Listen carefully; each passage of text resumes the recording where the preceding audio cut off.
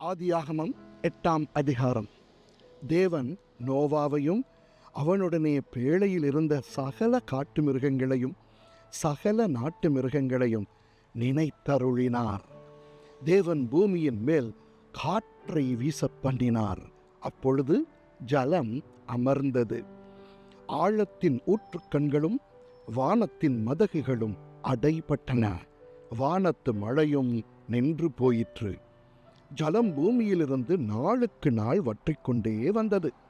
150 நாளுக்கு பின்பு ஜலம் வடிந்தது. 7ஆம் மாதம் 17ஆம் தேதியிலே பேழை அரராத் என்னும் மலைகளின் மேல் தங்கிற்று. 10ஆம் மாதம் மட்டும் ஜலம் வடிந்து கொண்டே வந்தது.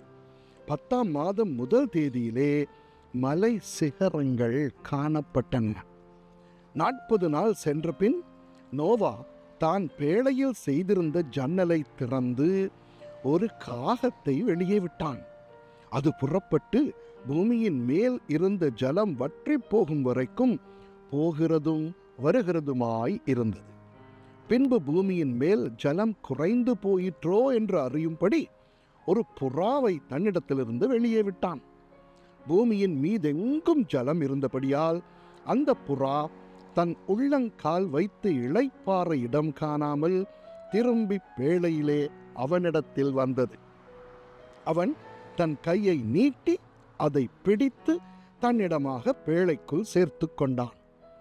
பின்னும் 7 நாள் பொறுத்து மறுபடியும் புறாவை பேழையிலிருந்து வெளியே விட்டான். அந்த புறா சாயங்காலத்தில் அவனிடத்தில் வந்து சேர்ந்தது. இதோ அது கொத்திக் கொண்டு வந்த ஒரு ஒலிவ மரத்தின் இலை அதன் வாயில் இருந்தது. அதனாலே நோவா பூமியின் மேல் ஜலம் குறைந்து போயிற்று என்று அறிந்தான். பின்னும் 7 நாள் பொறுத்து அவன் புறாவை வெளியே விட்டான். அது அவனிடத்துக்கு திரும்பி வரவில்லை. அவனுக்கு 601 வயதாகும் வருஷத்தில் முதல் மாதம் முதல் தேதியிலே பூமியின் மேல் இருந்த ஜலம் வற்றி போயிற்று. நோவா பேழையின் மேல் தட்டை எடுத்து பார்த்தான். பூமியின் மேல் ஜலம் இல்லாதிருந்தது. 2ஆம் மாதம் 27ஆம் தேதியிலே பூமி காய்ந்திருந்தது. அப்பொழுது தேவன் நோவாவை நோக்கி, நீயும் உன்னோடே கூட உன் மனைவியும் உன் குமாரரும் உன் குமாரரின் மனைவிகளும் பேழையை விட்டு புறப்படுங்கள். உன்னிடத்தில் இருக்கிற சகலவித மாம்ச ஜந்துக்களாகிய பறவைகளையும் மிருகங்களையும் பூமியின் மேல் ஊறுகிற சகல பிராணிகளையும் உன்னோடே வெளியே வரவிடு. அவைகள் பூமியிலே திரளாய் வர்த்தித்து பூமியின் மேல் பலுகி பெருக கடவது என்றார். அப்பொழுது நோவாவும் அவன் குமாரரும் அவன் மனைவியும் அவன் குமாரரின் மனைவிகளும் புறப்பட்டு வந்தார்கள். பூமியின் மேல் நடமாடுகிற சகல மிருகங்களும் ஊறுகிற சகல பிராணிகளும் சகல பறவைகளும் ஜாதி ஜாதியாய் பேழையிலிருந்து புறப்பட்டு வந்தன.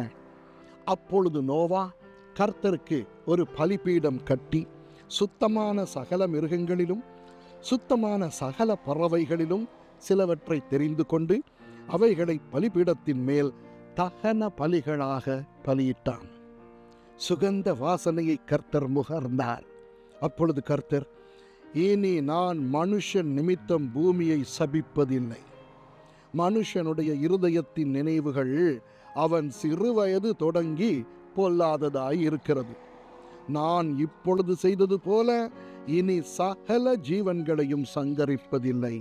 பூமி உள்ள நாளளவும் விதைப்பும் அறுப்பும் சீதளமும் உஷ்ணமும் கோடை காலமும் மாரி காலமும் பகலும் இரவும் ஒழிவதில்லை என்று தம்முடைய உள்ளத்தில் சொன்னார்.